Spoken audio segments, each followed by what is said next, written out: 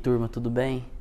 Continuando nossos estudos dos conversores digital para analógico, hoje nós falaremos sobre os tipos de circuitos, que nos oferecem a possibilidade de realizar essa operação, de converter um sinal digital, um conjunto de bits, em um sinal de grandeza analógica, sendo tensão ou corrente. Bom, então para falar um pouquinho das opções que nós temos de converter um sinal digital em um sinal analógico, eu vou mostrar para vocês aí quatro opções muito utilizadas ainda, principalmente as duas últimas, e que resolve o nosso problema. Vale lembrar que alguns microcontroladores, alguns dispositivos possuem um DAC integrado. Não é muito comum, o que é mais comum é nós termos os conversores analógico-digital, os ADCs. Os ADCs são mais comuns aí em sistemas computacionais, em plataformas aí com microcontroladores. Porém, alguns microcontroladores possuem o DAC integrado. Então, para fazer essa operação, a gente basicamente precisa apenas fazer algumas poucas configurações via software, na programação. E basicamente a gente tem um nível de abstração muito grande aí dessa questão do conversor. Então, o primeiro deles é o amplificador somador. Então, esse circuito aqui, ele nos possibilita trabalhar com pesos. Vejam que eu tenho 3 entradas, aqui é um exemplo com 3 entradas, mas eu poderia colocar aqui N entradas, de acordo com o número de bits que eu for utilizar na minha entrada. Eu tenho um resistor com valor de R, depois eu tenho um resistor com valor de 2R e 4Rs. O que acontece? A entrada V2 é a entrada mais significativa, também chamada de MSB. A entrada V0 é a entrada menos significativa, também chamada de LSB. Vejam que nós temos a relação de dobrar de um resistor para o outro. Então, de V2 para V1 eu dobrei o valor da resistência. De V1 para V0 eu dobrei. Se eu tivesse outros resistores aqui, seria apenas continuar esse processo de dobrar. 8R, 16Rs, 32R, 64R e assim por diante. Vejam que esse circuito, ele inverte o sinal de saída. Então, de acordo com os níveis de tensão na entrada, nós teremos um sinal negativo na saída. A gente tem que lembrar que os sinais de entrada serão sinais de nível lógico 0 ou 1. O nível lógico 0 normalmente é 0 volts. Nível lógico 1 vai ser um nível de tensão, 5 volts, 12 volts, 8 volts, um nível de tensão qualquer. Se a gente lembrar da equação, nós temos aqui que a tensão de saída é igual a menos, porque ele é um somador inversor. Aí a gente tem as somatórias dos sinais de entrada. A gente tem 3 entradas e cada entrada sofre um ganho. E o ganho é definido pelo resistor de realimentação, que o valor é R, dividido pelo resistor de entrada. Como o da primeira entrada é R, será R dividido por R vezes V2. Já o da segunda entrada, V1, é 2Rs. Então vai ser R dividido por 2Rs. Depois, V0 vai ser R dividido por 4Rs.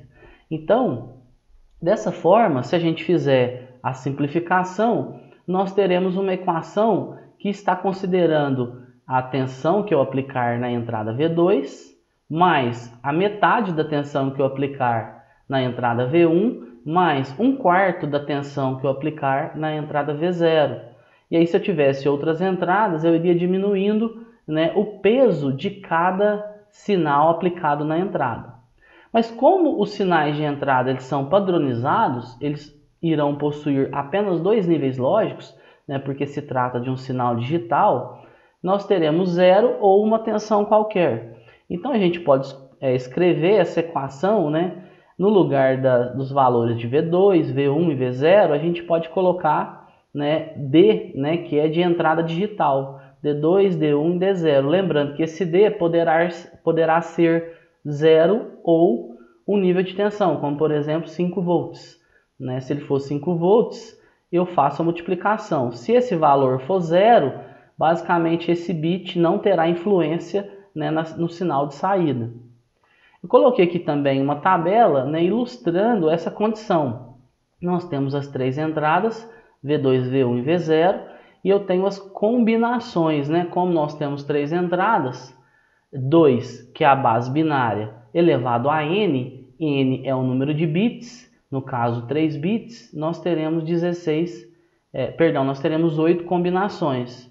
8 combinações, nós teremos um número que vai de 000 até 111.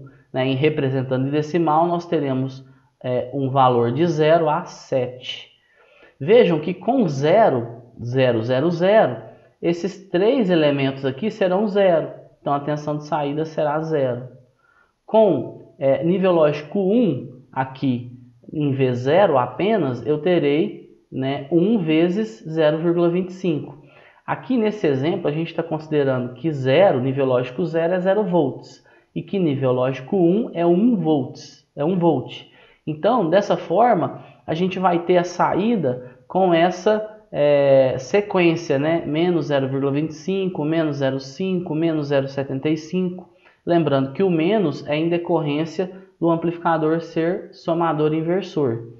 E assim, se a gente mudar o nosso valor de nível lógico 1, de 1 para 2, ou 3, ou 4, nós teremos esses degraus aqui de forma proporcional, aí, alcançando valores maiores aí, na nossa faixa de sinal analógico de saída. Bom, outra forma é usando o conversor R2R. O conversor R2R, também chamado de R2R ladder, né? Ladder vem de escada, é porque o desenho da configuração desses resistores, né, é um desenho em escada, né? Parece uma escada aqui, né? O desenho desse circuito. Esse circuito aqui, ele ainda é muito utilizado em algumas aplicações. E é a forma mais fácil de nós construirmos um conversor digital analógico. Por que isso? Porque nós utilizamos apenas resistores. Anteriormente, nós estávamos utilizando um amplificador operacional. Né? Agora, nós utilizamos apenas resistores. Vale ressaltar que nós podemos utilizar operacionais aqui na saída, como por exemplo um buffer, né? Que é um amplificador de ganho unitário, né? Apenas para fazer um casamento de impedância. Mas a gente tem aqui as entradas aplicadas aqui nesses resistores, que estão na vertical. Nós temos o D0, que é o bit menos significativo, o D1, D2 e o D3. O D3 é o bit mais significativo.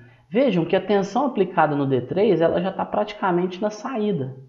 A tensão aplicada em V1, em D0, perdão, ela basicamente vai sofrer, né, quedas de tensão ao longo desses ramos aqui, desses ramos posteriores. Então esse bit é o menos significativo. A equação, né, que ilustra essa relação, ela é dada, né, considerando a tensão de saída vai ser igual aos bits de entrada, o bit D0, lembrando que esse bit D0 ele possui dois estados apenas, né? D0, D1, D2 e o D3. Lembrando que esse é um conversor R2R para 4 bits. Nesse caso, então, nós temos os 4 sinais de entrada aqui, os 4 bits de entrada, de D0 a D3. D0 a D3, nós poderemos ter valores de zeros ou de uns. Só que o nível lógico 0 é 0 volts e o nível lógico 1 pode ser 5, pode ser 8, pode ser 12, pode ser 3.3. E para esse circuito nós temos a tensão de referência. A minha tensão de referência é justamente, normalmente é o valor de nível lógico 1 dos meus bits de entrada. Esse é o valor da nossa tensão de referência. Então se esse bit for 0, na verdade, ele não terá influência na saída. Se esse bit for nível lógico 1, nós teremos um elemento multiplicativo. e dependendo do bit, o peso, né, desse bit será diferente. Esse é o menos significativo, que tem um peso de 1, e esse é o mais significativo, que tem um peso de 8. Né? Lembrando que no denominador nós temos o valor do peso maior aqui. Né? Na verdade, a gente tem aqui a relação de todas as possibilidades. Né? 2 elevado a 4 são 16 possibilidades. Então a gente tem todas as possibilidades existentes aí operando com 4 bits. Caso seja necessário aumentar o número de bits, bastará, né, que nós possamos colocar mais um resistor aqui R e um resistor 2Rs aqui na vertical, colocando um próximo pino de entrada aqui que seria o D4. E aí, se a gente conseguir, que se for necessário nós adicionarmos mais e mais entradas, a gente continua nessa mesma linha de raciocínio. Um R e um 2Rs, a gente cria mais um bit. Depois, se adicionarmos mais um R e mais um 2Rs, a gente cria mais um outro bit. Então, dessa forma, né, a gente nota a simplicidade e a facilidade de implementar esse conversor com essa malha R2Rs. Interessante é que o valor dos resistores, né, utilizados no projeto de um conversor digital analógico desse, deve utilizar resistores de precisão, de pelo menos aí 1% de tolerância. Né? O ideal é que a gente trabalhe com resistores muito precisos para que o meu sinal de saída seja o mais preciso possível. Outra forma de nós trabalharmos com conversores digitais analógicos é utilizando circuitos integrados prontos. Né? É uma forma aí muito interessante. Né? Por quê? Porque os circuitos integrados oferecem recursos a mais do que os dois circuitos que eu já mencionei, né? Do que o amplificador e do que o circuito R2R ladder.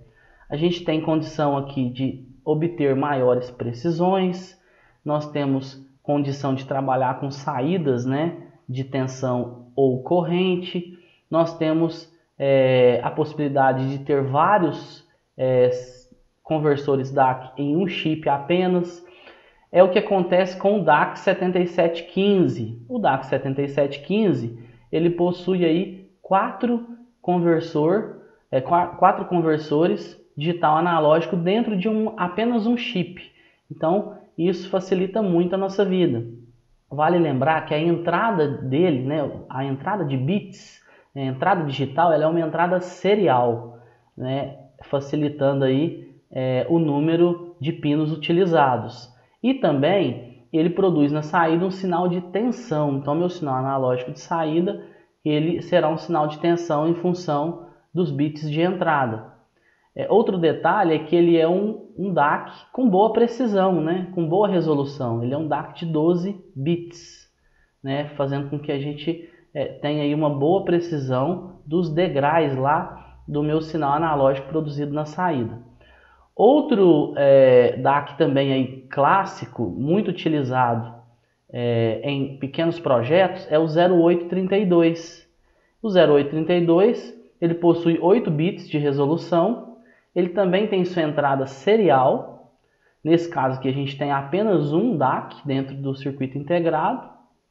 E né, a gente pode comentar aqui, eu até anotei aqui algumas informações sobre ele. Ele é compatível com os microprocessadores aí clássicos da família 8080, 8085, com o Z80. Então, ao longo de muito tempo, esse conversor aqui, ele era muito atrativo, porque a interface de comunicação serial, ela já é uma interface compatível com esses microprocessadores. Lembrando que nos projetos antigos, né, a gente não tinha todo esse arranjo de recursos como acontece hoje nos microcontroladores. Nós deveríamos fazer as ligações de memória, dispositivos externos, né, ao microprocessador. Então, esse DAC 08 era muito utilizado, 0832. Na mesma linha, o DAC 0808 é um DAC clássico aí também, muito usado em diversas aplicações, só que como diferença aí do DAC 0832, ele possui uma saída de corrente, né? O DAC 0832 possui saídas de tensão. Então, o 0808, além de possuir uma saída de corrente, ele tem uma resolução de 8 bits, né? O que facilita também muito, e ele tem a entrada paralela. Se a gente comparar com o DAC 0832, ele tem a entrada de bits, né, de forma digital. O DAC 0808, os 8 bits de entrada, né, eles chegam em 8 pinos do circuito integrado. Temos também o DAC 1006. O DAC 1006, ele possui 10 bits de resolução, né, já tem uma resolução um pouco melhor. Tem também sua entrada paralela, né, da mesma forma que o 0808. Então a gente utiliza 10 pinos do circuito integrado para fazer essa função e possui uma saída de corrente e não de tensão. Então a gente vai ter ali uma fonte de corrente que será variável em função da minha palavra de entrada, da minha palavra binária de entrada. E por fim, eu coloquei aqui o MCP 4725, que é um circuito integrado muito utilizado nos dias atuais, né? Ele é vendido até nessas placas prontas aqui, né? A gente pode dizer que é um módulozinho, um shieldzinho, para a gente utilizar aí com as plataformas microcontroladas aí do momento, né? Para facilitar, ele já tem os componentes externos necessários e, né, as conexões aqui com todos os seus pinos. Esse MCP 4725 ele comunica em I2C, então a entrada de bits ela é serial, né? Ele possui internamente o módulo I2C, que é um módulo de comunicação serial, né? Muito utilizado e presente nos microcontroladores. Então, através de uma biblioteca é muito fácil a gente enviar informações para esse módulo. E a saída dele é de tensão, né? A gente tem aqui uma saída de tensão. Esse out aqui mostrado aqui nessa imagem, né, é a minha saída e é um valor de tensão. Outro fato interessante é que ele possui internamente uma memória E2PROM, né, uma memória EEPROM. Essa memória nos possibilita armazenar, né, os valores de entrada, para que na ausência de energia a gente não perca, né, os valores enviados para o DAC. Então isso o torna também bem atrativo. E por último, né, eu queria comentar sobre PWM. Então o PWM é uma forma de trabalhar com um conversor digital analógico. A grande maioria dos microcontroladores a gente não tem um DAC interno, mas a gente tem pinos que nos possibilitam produzir um sinal PWM, né? Existe um módulo PWM de hardware dentro do microcontrolador, como por exemplo, dentro do Arduino existe um módulo e alguns pinos de hardware de PWM. Dentro do PIC, né, da família 16F, 18F, a gente tem vários, né, microcontroladores com saídas PWM. Além da saída PWM por hardware, nós podemos também construir um PWM por software, né, usando um pino qualquer lá do microcontrolador. Então, eu não vou entrar muito em detalhe com essa parte do PWM para não prolongar muito, mas basicamente a gente usa um pino e nesse pino a gente consegue produzir um sinal com largura de pulso que pode variar de um valor próximo de 0 ou 0 até um valor próximo de 100 ou 100%. Né? Dessa forma, a gente está variando o valor médio do meu sinal de saída. A gente mantém a frequência fixa, a frequência desse tipo de modulação, que é uma modulação de largura do pulso. Então a frequência é fixa. A gente consegue variar então a largura de pulso, que é o tempo em que o sinal fica em nível lógico 1. Se a gente lembrar da formulazinha, né, o Duty Cycle, que é o ciclo de trabalho, ele basicamente vai ser o valor que o sinal está em 1 dividido pela somatória dos dois, do tempo em que o sinal está em 1 mais o tempo em que o sinal está em 0. Então esse intervalo aqui é o intervalo que a gente chama de período, né? É o que não se repete. Então T1 dividido por T, que é o período, vai ser igual ao Duty Cycle. E de acordo com o valor do Duty Cycle, nós teremos um valor médio na saída do meu microcontrolador. A gente pode dizer que o valor de tensão, né, desejado, no nosso caso aqui a tensão de saída, vai ser igual à amplitude, né, esse A aqui é de amplitude, esse valor maior, vai depender da tensão que a gente estiver trabalhando, né, na maioria dos microcontroladores esse valor vale 5 ou 3,3, multiplicado pelo duty cycle. E esse duty cycle, como é uma relação de proporção, vai ser um valor de 0 a 1, né? Então, a gente vai conseguir aí uma tensão média com o máximo valendo a amplitude e o mínimo valendo 0. Vale lembrar que, né, nós trabalhamos com o sinal de onda quadrada na saída do pino do microcontrolador e depois disso nós passamos esse sinal em um filtro passa baixa. Esse filtro aí normalmente são filtros de 2 estágios, né, de segunda ordem.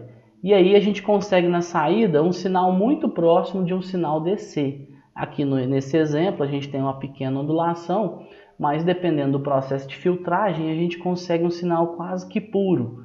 E a amplitude desse sinal de saída basicamente vai ser a amplitude máxima vezes a largura de pulso. Então a gente vai ter aqui um percentual do valor máximo, de acordo com a largura de pulso aplicada no PWM. Dessa forma a gente consegue pegar esse sinal de tensão, que pode variar aí, como por exemplo de 0 a 5, e, né, controlar uma grandeza qualquer analógica, né, abertura e fechamento de uma válvula, o posicionamento aí, de um servomotor, e entre outras aplicações aí que a gente pode facilmente utilizar esse sinal analógico variável. Bom, dessa forma a gente fecha, né, esses tópicos relacionados a conversor digital analógico. Muito obrigado aí pela atenção, bons estudos aí, forte abraço.